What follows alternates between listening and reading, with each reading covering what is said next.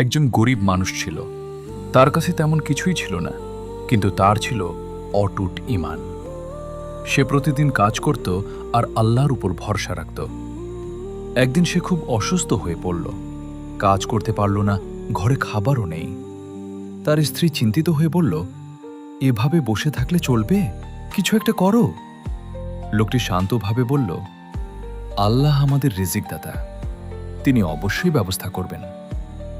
পরদিন সকালবেলা দরজায় কড়া নাড়ার শব্দ হলো।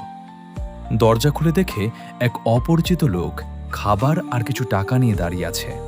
সে বলল, আমি জানি না কেন, কিন্তু আজ মনে হলো আপনার জন্য এগুলো নিয়ে আসি। গরিব লোকটি হাসল এবং আল্লাহর শুকরিয়া আদায় করল।